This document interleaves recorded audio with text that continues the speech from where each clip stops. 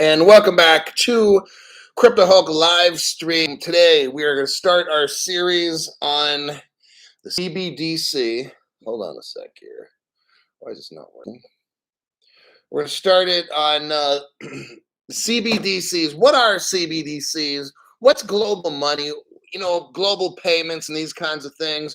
Retail, wholesale, all this stuff. Who's going to design these? Is the central bank going to design these central bank digital currencies, or is a private company? Or is a bank going to buy the private company? I mean, these are all questions we're going to find out.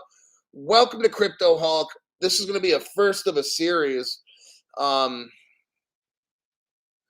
Yalicine is here. Samuel. Sorry, Hulk. I got a fantasy draft at 8. Gotta go. All right. All right, at least Samuel is here. Just watch the reruns. The Modern Weediest says class is in session. Oh yeah. Eric M. Smash a like button. Rudy M75. Hello. The XRP Haas. Heather Hatley. Everyone looking forward to tonight's class. This will not be an easy view. I'm giving you advance notice. This will be a little on the medium side, okay? There's going to be a lot of information. I'm going to make this show about 25-ish minutes. Now, if you're not a member, so you can watch the first 30 or so, okay? What I'm going to do after that is switch over to the members only, and then, because I've got 9 pages of notes, literally, like a lot of shit, okay? And because this is a 28-page paper. I went through 28 pages of typed font.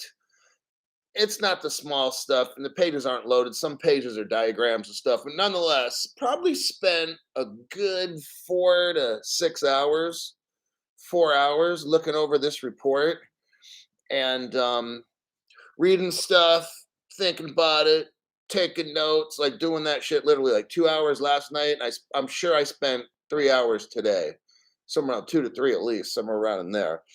And then, so I got a good idea on how globally all this, and I want you to watch it in parts, you know, if you get tired, pause it or something like that. But what this program will do is break down, and it's really not all that complicated, but I'm going to break down so you can understand how is this global adoption going to happen with all this CBDCs.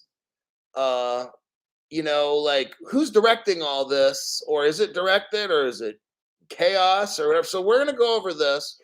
I'm following. Oh, I can give you what I'm going to do is put a link to the page that I'm using. I'll do that right now. Let me click on this. So at least you can have the link. Oh, snap. Hold on a sec. I don't know if I don't have it because I saved it on my computer. Okay, this is Houston. We have a problem. Okay, the issue is this. Yeah, kind of messed up. It's the let me see if I can find the official name. Go to okay, Central Bank Digital Currency Policy Maker Toolkit. I'll type this in. You might be able to find it on the internet. I don't know. It had one of these things where it said do not distribute online kind of a deal. So I don't know if it's online or not. I'll give you the name. Oh, Hunar, welcome to the program. Good to see you again, as usual. As usual. Let me type this on in. Central Bank. Get this microphone out of the way so I can actually type. It's only like 104 here today. Not a big deal. Central Bank Digital Currency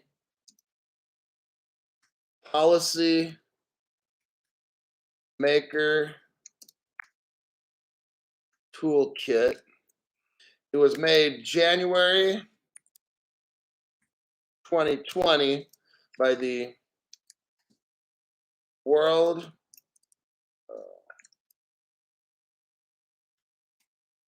Economic Forum. Now, that's enough information there where you could do a search. So you type that on in and then put a plus sign and then put World Economic Forum plus sign January 2020, and it's probably going to pop up. I had the website and everything, but I did a mistake today and I clicked on a box that I shouldn't have. Luckily, I saved it, but I don't have the exact web address for you, so I had to read off the title. Hopefully, it's there. Let me give a disclaimer before we get into all this, and then I can do a little meet and greet, and then we got to get to work because we got a ton of information. I'm not in a rush, but it's just we got some work, and it's okay. You know what? We'll just pace ourselves. All right. I can't rush this because when you rush stuff, no one understands. So we're gonna take our time, and you guys can take notes if you want. I'd highly suggest either take notes, rewatch this once or so to, so you can watch the show twice to fully get what's going on. But taking notes, well, and this is literally like a college kind of this is almost like you're going to see the future. This is so awesome. I had to do the show. It's a Labor Day. I'm not doing nothing today. I'm not going out in the heat in 104 degree temperature and fucking end up in the ER dehydrated because I'm probably going to be out with my friends drinking beer and shit. It's not a good fucking situation.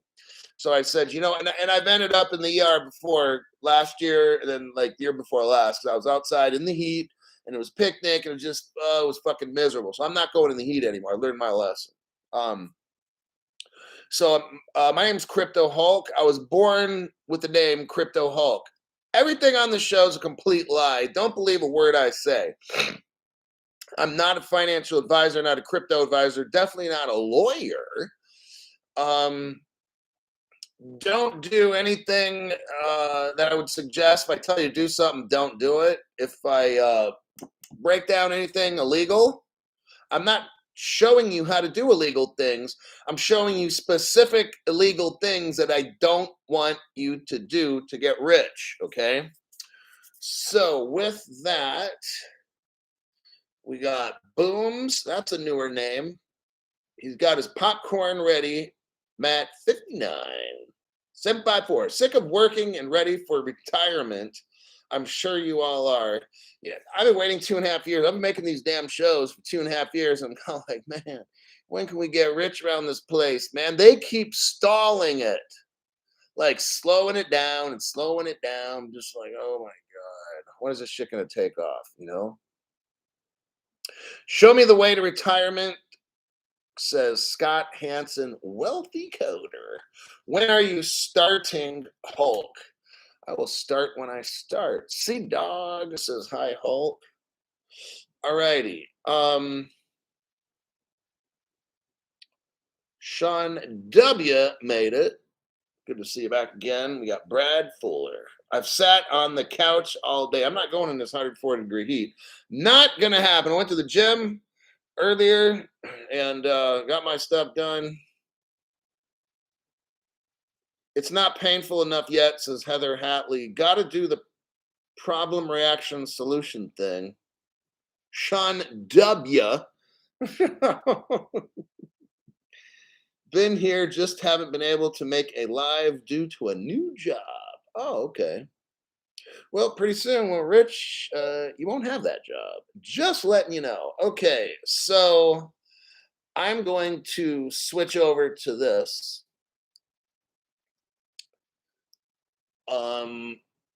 Actually, I'm not going to be reading off of that.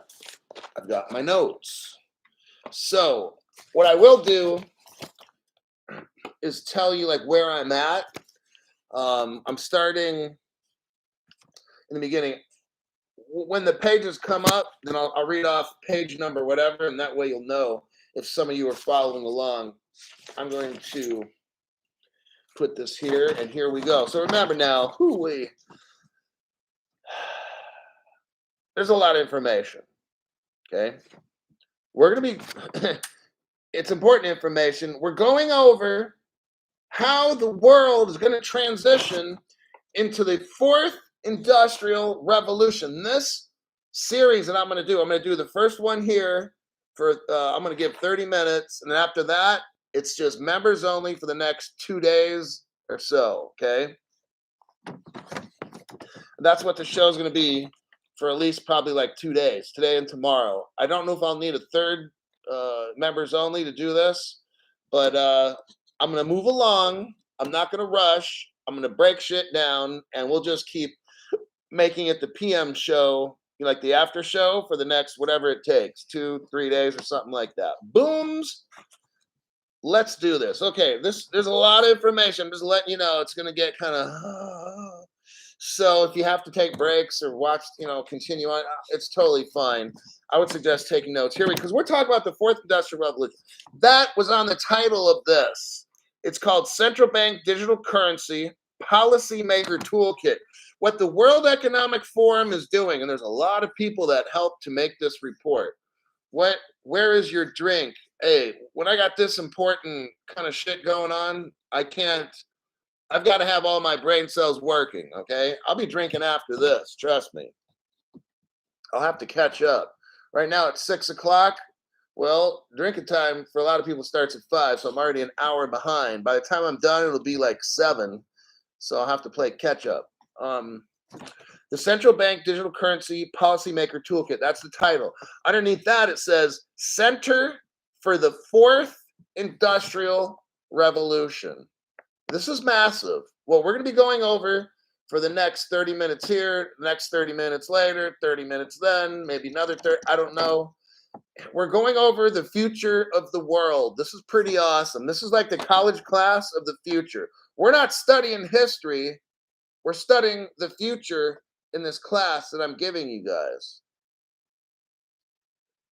Yes, we can see you typing CLU3SS.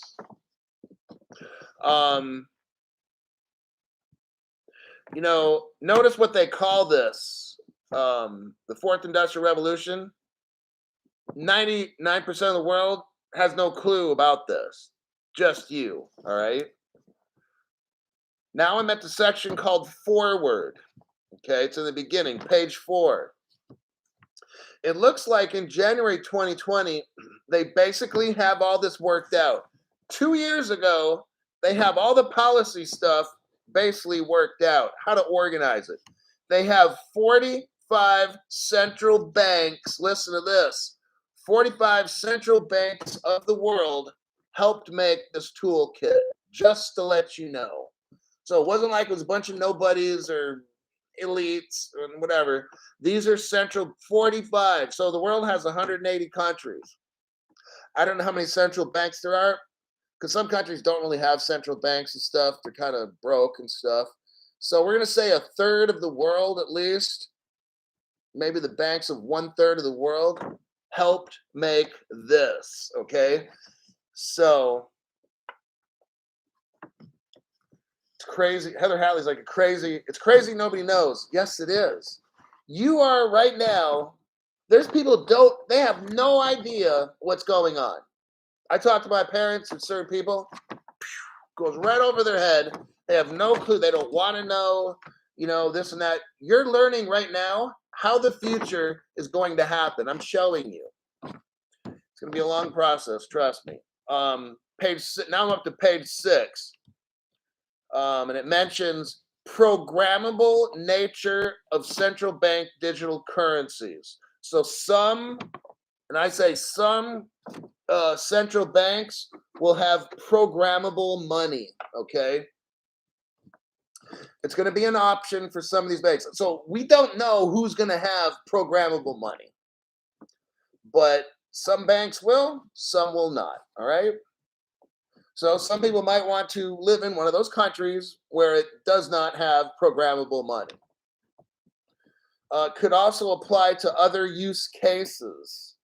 It mentions cross-border retail. So cross-border, you want to think, look, we all know this is going to be XRP.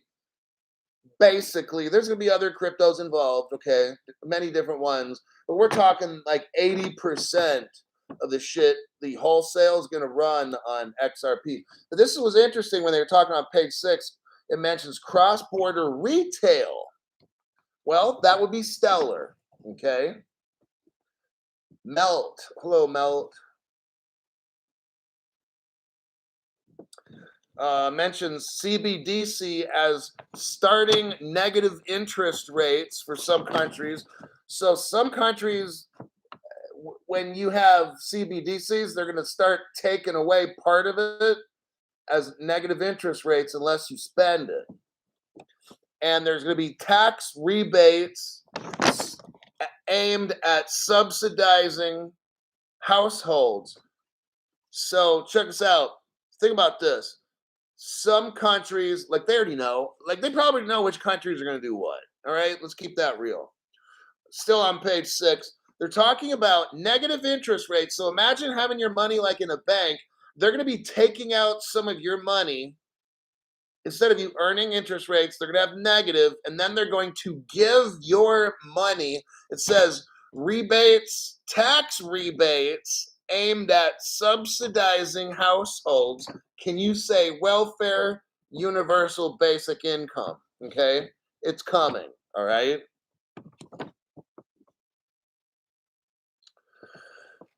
Page 7. Talk about CBDC for retail low payments. So again, retail low payments. Now we're looking at a Stellar track record for digital ledger technology that is safe. They're looking when a country decides to get a CBDC, they're going to look for a track record. They're going to look for they're going to look for a crypto that has a long track record and uses digital ledger technology. Okay, so just keep that in mind. Who do you think that might be, right? Validator nodes. So now we have to look for what cryptos, XRP, XLM, what cryptos have validator nodes, okay? High security. You know, the reason why Ripple and XRP, and I'm pretty sure XLM, after you make a transaction, it kind of burns a little off the tail end for safety, okay? Other cryptos don't have that, okay? But XRP, I'm pretty sure XLM both have that. That's what they want is safety. They want defense against an attack. They don't want a double spend issue. You know, we'll get into Bitcoin later. Bitcoin prevents a double spend, but it has a 51% possibility of a hack. The same with Ethereum right now, okay? Let's see, on page 8, a CBDC is a digitized sovereign currency, okay? So that's what these countries are going to want to do is most all the countries are going to want their own currency. So that's why a CBDC is a digitized form of a sovereign country's money, okay? It's equal to cash or reserves in the central bank. Central bank money is, they break up 3 forms of central bank. Right now we have 2 forms of central bank money. We got physical cash, which is coins and bills. We've got reserves held at the central bank. And now we're coming up on a 3rd form, which is a CBDC, okay? This has not been done before in history, so we're looking at it right now. Those will be the 3 forms of money in a country's central bank. In retail, you have, like people like you and me, we got coins and bills. We don't have reserves, but we could use a CBDC if it's a retail-facing one.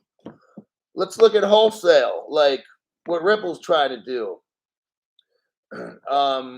There are coins and bills there's reserves, and there's a CBDC. Because you see, these cryptos can be broken down into anything. Like the good cryptos that we're dealing with, they can be converted, I mean, into pretty much any kind of anything. A dollar, it can be converted into like francs. It can be converted into houses, like anything. Then there's a digital form of money. And that'll be, of course, the reserves in central banks and like a CBDC. Let's go to the next portion here. We're still on page 7. The retail holds central bank money only in coins and bills. So right now, you and me are considered retail. And we hold central bank money, obviously, in coins and bills, okay? The CBDC would be the first time the public has digitized currency with the central bank. Got it? So this is like a major shift. Throughout all of history, people have had paper, okay, they've had physical money, let's say, of some sort, all right? This is now the first time where people are going to have, I'm going to call it imaginary money you can't see, all right? Now, the banks, if you think of a bank, banks right now hold digital money.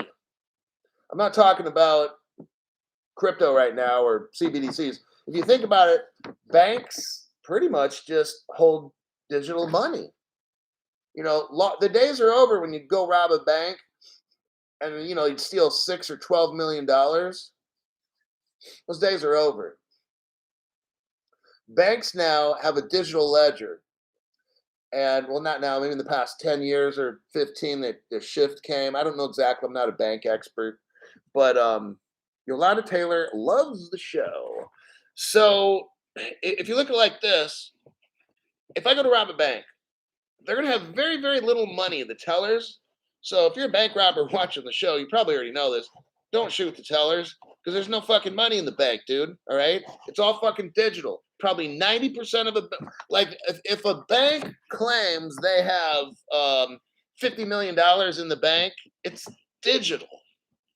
So the bank robbers ain't getting nothing, all right? Now, in the old days, and I'm talking 20 years ago and back, the banks would carry ungodly amounts of money in the vault, and the tellers would have a shit ton of money. So you could rob a bank and come up with a whole lot of stuff, right? Because it wasn't digitized. So now they have a digital ledger.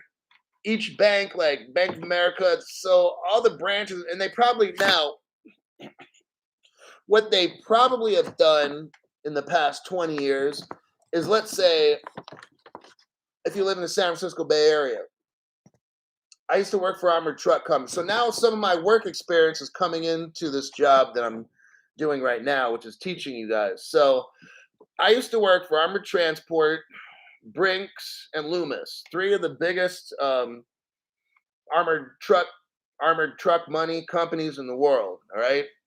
And I used to go in and out of stores, hopefully not having my head blown off like my partner had. Someone stuck like some kind of a gun or a rifle. I wasn't working that day. They stuck a pistol or something in the back of my friend Ricky's head and blew his face off up in Napa, California, probably 25 years ago or 28 years ago. It was really fucked up. But what we would do is sometimes we'd go to the San Francisco Mint, because I worked in the Bay Area picking up money all over, from Napa down to fucking Daly City and shit in Oakland and out to Walnut Creek, all over the fucking Bay Area. North Bay, mainly, yeah, the top half of the Bay Area. And we would pick up money because there wasn't any of that digital stuff. So I remember we'd pick up sometimes $30 million every Monday morning. We go to the Mint in San Francisco, and we had an office in Vallejo, California, and we'd pick up we'd get what we call the money truck. And we would load this up. This truck would have like 30 million bucks in there. Me and my friend Harvey, this other guy I worked with, every Monday I'd be there at 5. We'd head off to San Francisco and pick up like 5 or 6 crates just full of money. Some of them were ones, fives, tens, but we had like 30, $40 million, you know? And that's because back then people used money. So what we're talking about here is a shift away from that to a digital form. Like that whole industry is going to go bye-bye. It's already diminished. Like barely anybody works for armored truck companies anymore because we have been shifting over the past 25 years to more digital and more digital. Now, like I said, the banks don't even carry the money. You know, before you could probably rob a bank and get $5 million out of it, but now, nope, you'll be lucky to have if they got $50,000 in that bank. It's all digital money. That's what this show is about because money is going to go poof, adios. That's where the CBD. Okay, look, what I got done saying is that on right here, I said retail holds the physical form, which is coins and bills. Retail holds the physical form of central bank currency. We hold the physical. Banks hold a little tiny bit also, okay? Banks hold probably 90% digital currency and 10% hard currency. People like you and me, we're retail, right? Our money, actually, we hold a lot of it in digital in our accounts in the bank and whatever. Like, I'm not going to tell you how much I walk around with in my wallet, but some people carry money in their wallet. But we use credit cards. That's digital. So let me move on. We are now at page 8. Says here, here's the title we're looking for. The section about it says Wholesale CBDCs.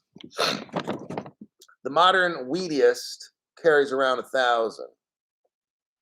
Okay, just thought I'd let everybody know. Wholesale CBDC is this next section. Trying to convince the wife to buy 100,000 in silver. That would be a good idea. Here they tell us, I say the Treasury issues XRP. So how I think it's going to go down is the Treasury is going to be the issuer of XRP from escrow from a company called Poly, you know the rest, with an S, Poly, to the Federal Reserve. And then, so the Treasury will get the escrow from an escrow account. We'll get the crypto from an escrow account held by Poly S. I have a feeling the Treasury will then take over that company. I already think right now they already own it. It's like a front company. Then from there, the Treasury will give some to the Federal Reserve, who will then give it to the International Monetary Fund as they need it as well. And it goes to commercial banks. After the Federal Reserve gets it from the Treasury, it'll go to all the banks in our country and that sort of thing.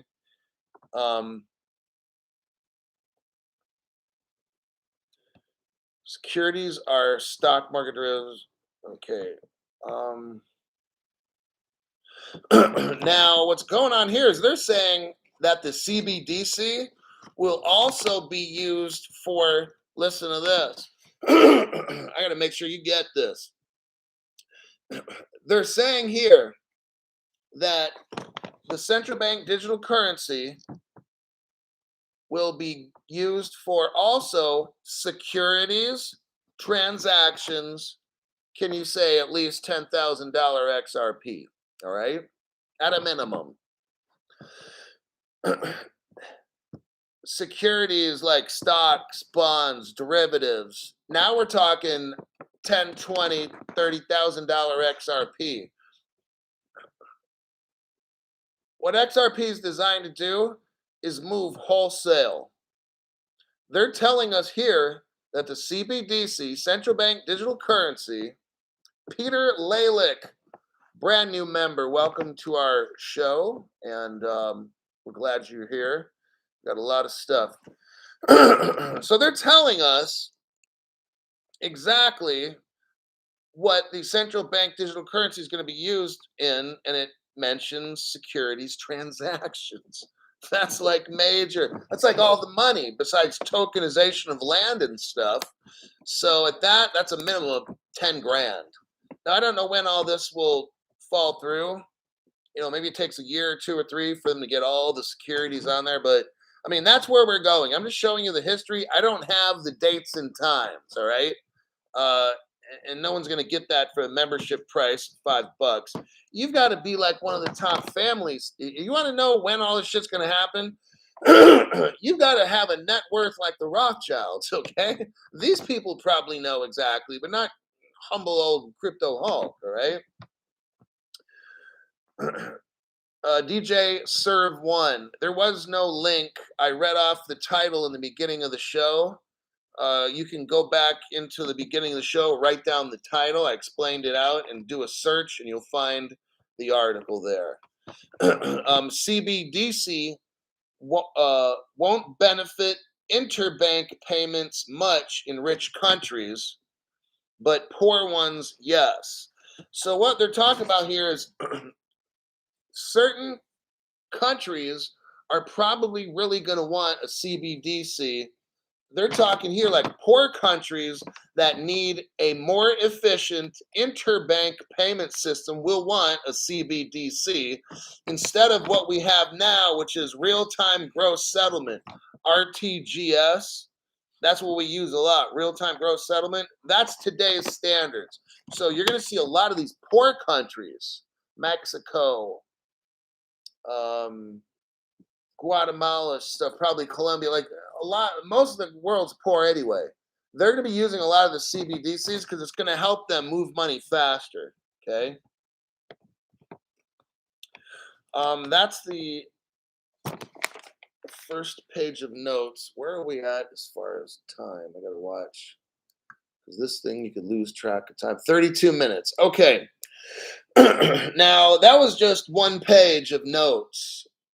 I mean, front and back. So if you want to count that as 2 pages, that took me 30 minutes. And I've got 1, 2, 3. So that's could potentially be an hour and a half with these. And then 15 minutes for a last. So I got roughly, if I take the same time, an hour and 45. So that's like 3 more shows just on this CBDC stuff. That gives me time to read the page, explain stuff to you. So this might be a little series, okay? Dennis, thanks for joining the members live stream. If you're new, what we're going to do right now is we're going to transition over to the members only channel. I'm going to grab some water because my AC, I set it for 73 and it's 74, 75.